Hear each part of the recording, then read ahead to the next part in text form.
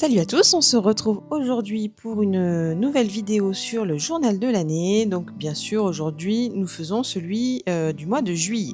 Donc pour ça, j'ai choisi quelques encres dans les tons vert et marron. Donc dans les tons verts, j'ai la Distress Oxide Bundle Sage. La Versafine, je ne sais plus quelle est sa couleur, mais enfin quelle est la référence de la couleur, mais c'est du marron foncé. Ensuite, j'ai utilisé la planche de tampon de chez Florilège Design qui s'appelle, je ne sais plus, je ne sais plus. Bon, en fait, elle fait partie de la vidéo du haul Florilège Design que j'ai acheté pendant les soldes. Donc, si la référence vous intéresse, je l'ai nommée dedans, donc elle sera dedans. Et ensuite, je me suis beaucoup servi aussi du tampon que j'ai eu en cadeau dans le colis. Donc, c'est le tampon en bois en forme de fleur.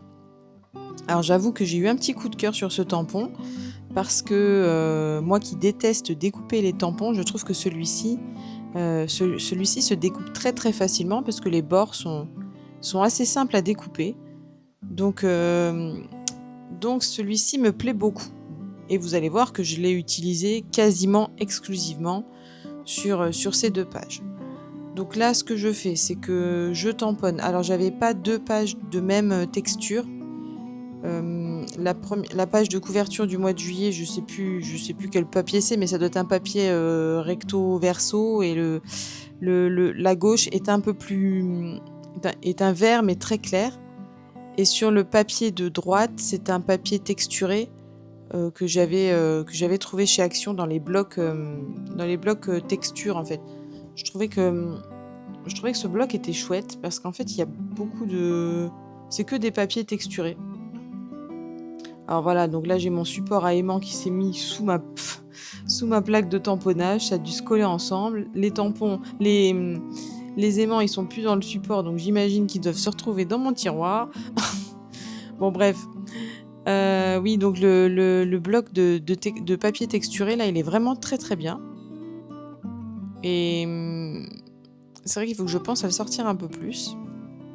Notamment je trouve que pour des couvertures peut-être de mini-albums, ça doit faire un aspect un peu tissu pour certains, un peu bois pour d'autres. Donc ce bloc est très bien. Je sais pas s'il est toujours en vente, j'avais dû l'acheter au printemps de cette année. Donc là, l'idée, c'est de tamponner après mes pages avec ce tampon fleur, un peu de façon aléatoire en fait. On cherche pas à faire quelque chose d'uniforme. On tamponne un peu tout ça. Pas forcément régulièrement non plus, c'est pas l'idée. Des fois, on va se retrouver avec de l'encre en dessous, des fois non. Je voulais pas quelque chose de figé, voilà. Je voulais vraiment laisser parler le feeling.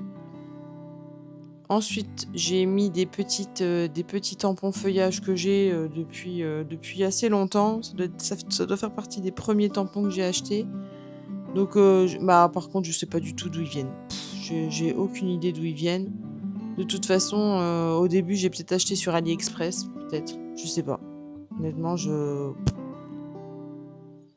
m'en souviens plus du tout. Voilà, ensuite j'ai arrangé mes photos. Alors j'avais pas beaucoup de photos pour ce mois de juillet parce que d'une part c'était le retour de vacances. Personnellement, j'ai eu du mal à me remettre dans un rythme, à me recaler un petit peu niveau création, niveau boulot et tout. J'ai eu un petit peu de mal à me remettre dedans. Ça doit être l'effet vacances, hein, c'est ce qu'on recherche normalement. Donc c'est vrai que j'avais pas mal décroché, et du coup c'était compliqué de me remettre en selle, et en fait je pense que concrètement j'ai complètement oublié de faire des photos. Donc c'est pour ça que je me retrouve qu'avec environ 8 photos pour le mois, ce qui fait pas beaucoup.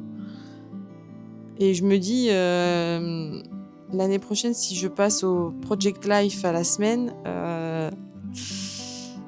en fait c'est ce que je crains en fait, c'est pour ça que j'étais pas partie sur un Project Life cette année, parce que je voulais pas me mettre la pression à devoir faire des photos pour tout et n'importe quoi et sortir quelque chose toutes les semaines. Et c'est pour ça que je m'étais dit, je fais un journal de l'année mensuel. Comme ça, je fais par mois. Après là, je me rends compte que c'est beaucoup de recherche de créativité, parce qu'il faut modifier les fonds, enfin, ça demande beaucoup de travail quand même. Donc ouais, bon après ce que j'aime bien dans le Project Life aussi, c'est que comme c'est linéaire, c'est assez clean et ça, c'est vrai que j'aime bien moi. Mais bon, enfin, c'est que le mois de juillet, donc on verra. On verra ce que je fais. Après là, c'était la satisfaction aussi de faire quelque chose qui était complètement, fait maison, de la couverture, aux pages. C'était complètement, en fait, c'est complètement quelque chose que personne n'aura d'autre. Voilà, c'était complètement unique, en fait et elle était là l'idée. Parce que je veux pas faire quelque chose, même si ça paraît parfois moins bien, mais en fait, je suis toujours, sur le coup, quand je travaille mes pages, je suis pas forcément contente et puis après, le mois d'après, j'ouvre mon journal, je dis: «Bah, non, mais c'était pas mal ce truc-là». Bon voilà, l'essentiel, c'est que ça me plaise à moi, hein, vous allez me dire. Donc voilà, je continue à tamponner un petit peu, donc des petits mots ou des petites phrases sur mes photos.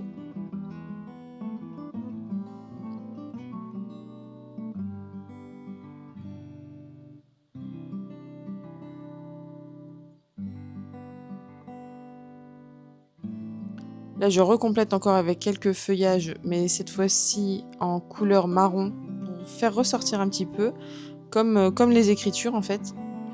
Ça donne un effet de relief. Pareil, je tamponne, ici et là à l'instinct dirons-nous.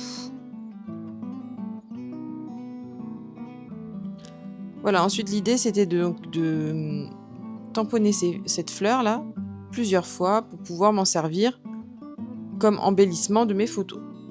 Et comme ça faisait un rappel avec le fond. Je trouvais que l'idée était pas mauvaise. Donc là, je les tamponne. Je les ai découpés après hors caméra. Et ensuite, je les mets en couleur, donc avec mes crayons de couleur Brut Funaire, qui sont des crayons de couleur. Donc j'en ai 180, c'est une pochette de 180, qui sont des crayons de couleur à l'huile. Et qui, dans la communauté du coloriage, sont un peu la sous-gamme des polychromos. Je crois, hein. Polychromos, peut-être bien. Ces crayons-là, ces crayons de couleur là de marque, c'est vrai qu'ils sont pas mal chers. Donc moi à l'époque, en fait, comme je savais pas si j'allais continuer à faire du coloriage ou quoi, j'avais pas voulu investir des sommes folles. Et je pense que du coup, c'était le bon compromis. Et je pense toujours que ça l'est. Parce que ces crayons sont pas mauvais. Alors il faut bien sûr mettre plusieurs couches, hein, mais comme on le ferait avec d'autres types de crayons de couleur. Maintenant, c'est vrai qu'au départ, je voulais pas investir dans des crayons de couleur aquarellables. Et je me dis peut-être que finalement, pour encore élargir la gamme de couleurs, ce serait sympa d'en avoir des aquarellables, mais moi je trouve que c'est un peu hors de prix, ces crayons-là. Alors si vous avez une solution, si vous avez une marque à me conseiller, je suis preneuse.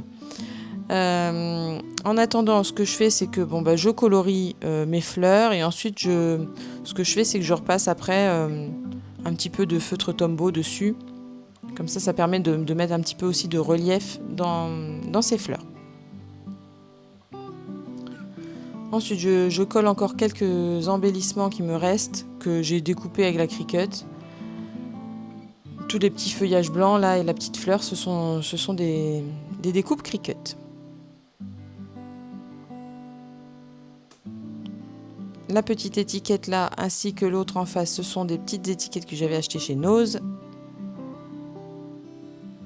Et ensuite, je colle pour finir. Je finis toujours par quelques enamel dots. Parce que j'aime bien, je trouve que ça finit bien.